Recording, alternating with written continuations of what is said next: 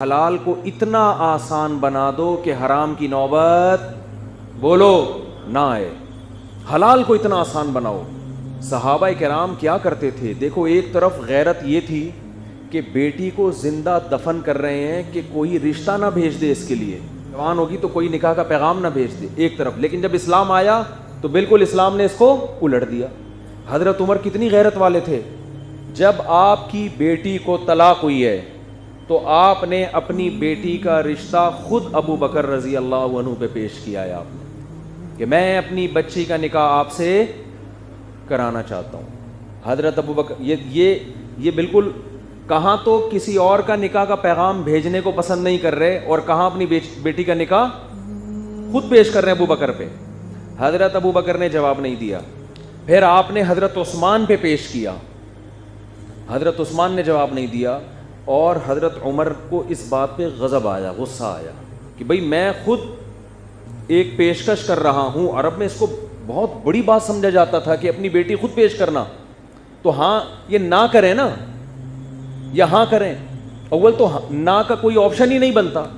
کچھ دنوں کے بعد محمد صلی اللہ علیہ وسلم نے نکاح کا پیغام بھیجا. حضرت ابو بکر نے فرمایا کہ نبی نے میرے سامنے تذکرہ کیا تھا تمہاری بیٹی کا کہ نکاح کرنا چاہتے ہیں، تو میں چاہ رہا تھا کہ نبی صلی اللہ علیہ وسلم اس کی اپنی رائے کیا ہے، جب تک وہ سامنے نہ آ جائے تو میں آپ کے پیغام کو اس وقت تک قبول نہ کروں. اور میں یہ بھی نہیں تھا کہ نبی کے راز کو فاش کر دیتا، تو میں نے نبی کا راز بھی راز میں رکھا. اگر نبی نکاح نہیں کرتے تو میں نکاح کر لیتا.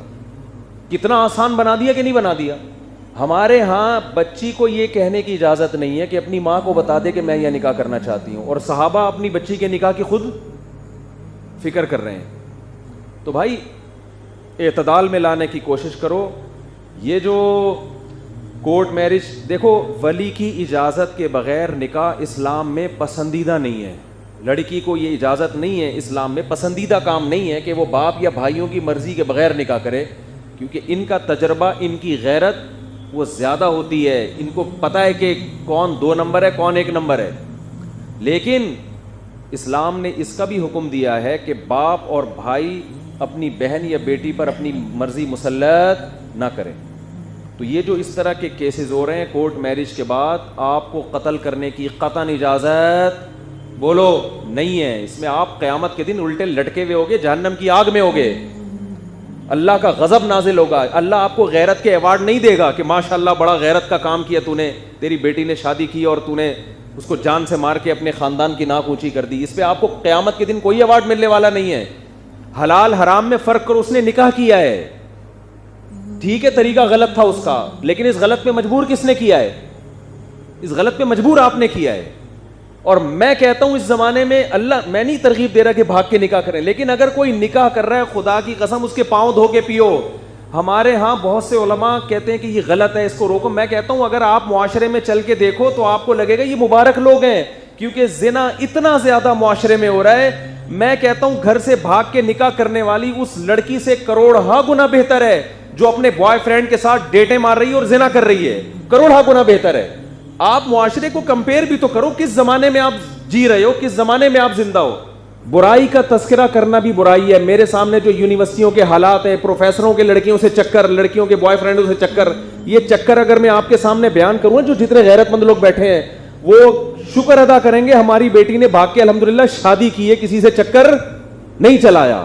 اس پہ شکر ادا کریں گے. اس ماحول کو دیکھو. آپ ایک جگہ آپ کسی علاقے میں گئے، سارے ہیروئن پی رہے ہیں، آپ کا بچہ بھی اسی علاقے میں رہتا ہے، ہڈیوں کے ڈھانچے نکل گئے، کچھ شراب پی رہے ہیں، کچھ ہیروئن پی رہے ہیں، سارے چورو چکے. آپ کو فکر ہوگی نا کہ میرا بچہ بھی یقیناً یہاں رہ رہا ہے 1 سال سے، وہ بھی کیا ہیروئن چی بن چکا ہوگا کہ نہیں ہوگا؟ کیا خیال ہے بھائی؟ آپ کو تو فکر ہوگی، آپ کو یقین ہو گیا بھائی میرا بچہ بھی گیا کام سے، بھائی میں نے تو کس علاقے میں اپنے بچے کو گھر دے دیا بنا کے. آپ گئے، آپ نے دیکھا آپ کا بچہ ہٹا کٹا ہے، سگریٹ پی رہا ہے وہ بیٹھ کے. آپ سگریٹ کو چیک کرو گے، یار اندر کچھ ہے تو نہیں، اس کی چرس تو نہیں بھری ہوئی. ادھر سے چیک کیا، ادھر سے چیک کیا. اب بچے سے آپ یہ نہیں پوچھو گے تو سگریٹ کیوں پی رہا ہے، آپ بچے سے پوچھو گے بیٹا سٹے مٹے تو نہیں لگاتا. بیٹا کہے گا نہیں ابا. آپ گلے لگاؤ گے، آپ میرا کتنا پیارا بچہ ہے، الحمدللہ ہیروئن چیوں میں رہ کے بھی ہیروئن نہیں پیتا. وہ باپ یہ حرکت کرے گا جس کو کلچر کا پتہ ہے کہ یہ ہیروئنچیوں کا کلچر ہے، اس میں سگریٹ پینے والے کو اپریشیٹ کیا جائے گا. لیکن اگر آپ رائے ون چلے گئے, آپ نے اپنے بچے کو 1 سال کے لیے رائے ون میں مقیم بنا دیا بزرگوں کے ساتھ, سارے آب زمزم پی رہے ہیں, مدینہ کی کھجوریں کھا رہے ہیں, تہجد چل رہی ہے, اللہ اللہ ہو رہا ہے, اشراق, رائے ون میں تو یہی ماحول ہے نا, گھنٹوں گھنٹوں دعائیں ہو رہی ہیں. آپ گئے, آپ کا خیال تھا آپ کا بچہ بھی کوئی بہت بڑا بزرگ اب تک بن چکا ہوگا, 1 سال سے بزرگوں کے ساتھ. آپ کا خیال تھا میں جب جاؤں گا تو دعائیں مانگ رہا ہوگا, آنسو نکل رہے ہوں گے, یا سجدے میں سر ہوگا, یا اللہ رسول کی باتیں کر رہا ہوگا, 6 نمبر بیان کر رہا ہوگا, یا تشکیل میں ہوگا, یا تشکیل کرا رہا ہوگا, چہرے پہ نور ہوگا, داڑھی ہوگی, نہا دھو کے آیا ہوگا, خوشبو لگی ہوئی ہوگی, کیونکہ ماحول ایسا ہے. آپ گئے تو کیا پی رہا ہے, ادھر بیٹھا ہوا ہے سگریٹ پی رہا ہے, صرف سگریٹ. آپ کے تو پاؤں سے زمین نکل جائے گی, یار کس ماحول میں نے بچے کو بھیجا تھا, اور یہ کمبخت رائے ون میں تو کوئی بزرگ میں نے نہیں دیکھے سگریٹ پیتے ہوئے. تو بھائی آپ کی بچی اللہ نہ کرے بار بار کہ ایسا نہ ہو بچیوں کو اس سے ترغیب مل رہی ہو کہ مفتی صاحب نے کہا چلو ہم بھی نکلیں پھر, ٹھیک ہے نا. اگر خدا نہ خواستہ ایسا واقعہ ہو جاتا ہے, لیکن وہ شادی کرتی ہے جا کے, زنا نہیں کر رہی, تو آپ یہ سمجھو کہ ہیروئنچیوں کے محلے میں آپ کی بچی رہتی ہے اور صرف سٹا لگا کے واپس آ جاتی ہے.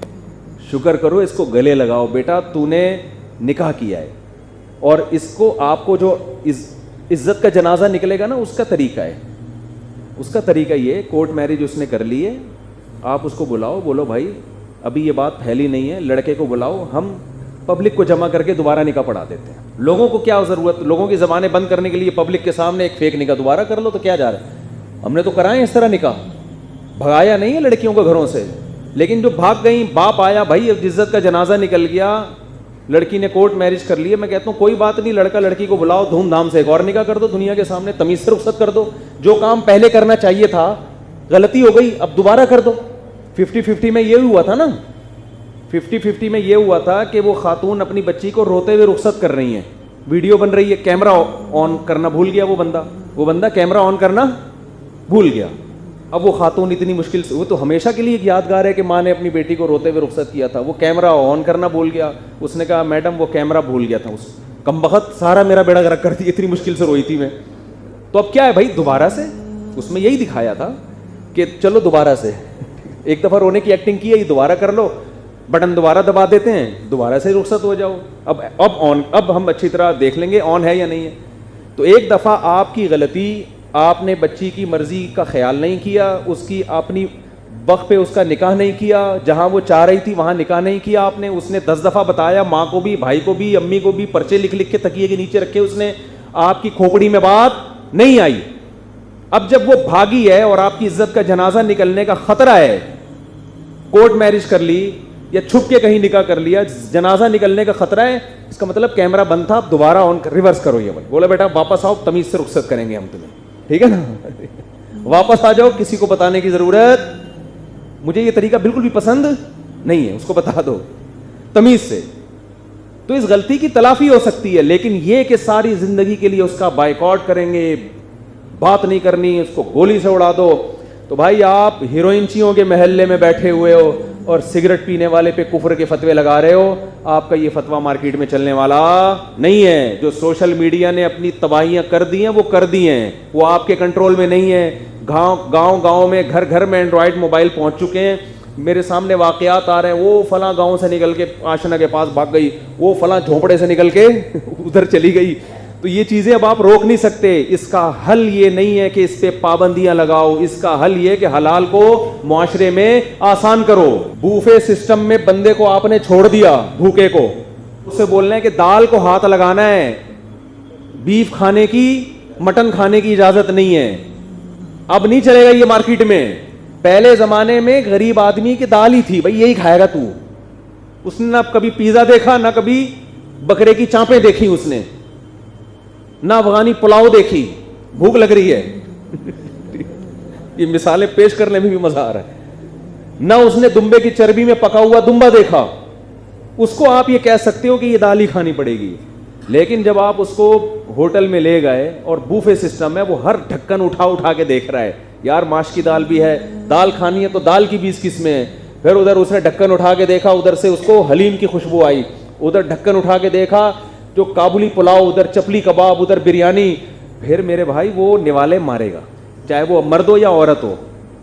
وہ لڑکی ہے تو بھی اس کا دل کرے گا میرے تو چانپے کھانے کا دل چاہ رہا ہے. آپ اس پہ پابندیاں لگاؤ کہ یہ چانپے کیوں کھا رہی ہے، تو بھائی اس پہ شکر ادا کرو کہ حلال کا کھا رہی ہے. یہ چوری چھپے اس بوفے میں نہیں گھسی ہے، اس کو باقاعدہ انوائٹ کیا گیا تھا. حلال کھا رہی ہے، حرام نہیں کھا رہی ہے. پیسے جمع کرائے ہیں ہم نے اس کے، صحیح ہے نا، پر ہیڈ جتنے پیسے بنتے ہیں وہ ہم نے جمع کرائے ہیں. حلال کھا رہی ہے، شکر ادا کرو. ہاں جو چوری سے کسی بوفے میں گھس کے دال بھی کھائے گی تو اس کو دال کھانے کی بھی اجازت نہیں ہوگی. سمجھتے ہو کہ نہیں سمجھتے ہو؟ اور دوسرا، غیرت کے مسئلے جہاں عورتوں کے ساتھ ہیں مرد کے ساتھ بھی ہیں. تو جب گھر کی عورت اپنے مرد کو دیکھتی ہے کہ ان کی تو کوئی اصول اور ضابطہ نہیں ہے، ساری عیاشیاں، تو میں نہیں کہہ رہا کہ عورت کو عیاش بن جانا چاہیے، لیکن پھر آپ کی باتوں کا اس پہ اثر ہوگا نہیں. وہ کہے گی ساری شریعت ہمارے لیے ہے، محترم کے لیے کوئی شریعت نہیں ہے. ایک آدمی نے بیوی کو شرعی پردہ کرا لیا کہ بھئی میرے بھائی سے بھی پردہ، خود سارا دن لڑکیوں کو تاڑتے تھے بیٹھ کے، وہ خود سارا دن کیا کر رہے ہیں. تو بیگم نے کہا کہ یہ جو آپ بھی تو دیکھ رہے ہیں، میری بہنوں سے بھی ملتے ہیں، بڑی تمیز سے گپے مار رہے ہوتے ہیں ادھر بھی. تو اس نے کہا پردہ عورت پہ فرض ہے، مرد پہ فرض نہیں ہے. بات صحیح ہے، پردہ عورت پہ فرض ہے، لیکن مرد کو اس کی اجازت نہیں ہے کہ جو بے پردہ عورت آپ کے سامنے آئے آپ اس سے بے تکلف اور فری ہو جائیں آپ اس سے. جب عورت یہ عمل دیکھے گی تو کہے گی یہ ساری شریعت میرے لیے ہے، میاں صاحب کے لیے کوئی شریعت نہیں. تو پھر اثر نہیں ہوتا باتوں کا. ہمارے نبی صلی اللہ علیہ وسلم کی زوجات پہ نصیحت کا اثر کیوں تھا؟ امی عائشہ فرماتی ہیں پوری زندگی نبی صلی اللہ علیہ وسلم نے کبھی کسی عورت کو ہاتھ نہیں لگایا، کسی نامحرم عورت کو ہاتھ نہیں لگایا. وہ کردار دیکھ رہی تھی. کسی نامحرم عورت کو بیعت کرنے کے لیے ہاتھ نہیں پکڑا، حالانکہ آپ تو روحانی باپ تھے، آپ تو تعویل کر سکتے تھے، اور آپ کی نیت پہ شک کرنے والا کافر ہو جاتا. تو اپنا کردار بھی میرے بھائی ٹھیک کرنے کی ضرورت.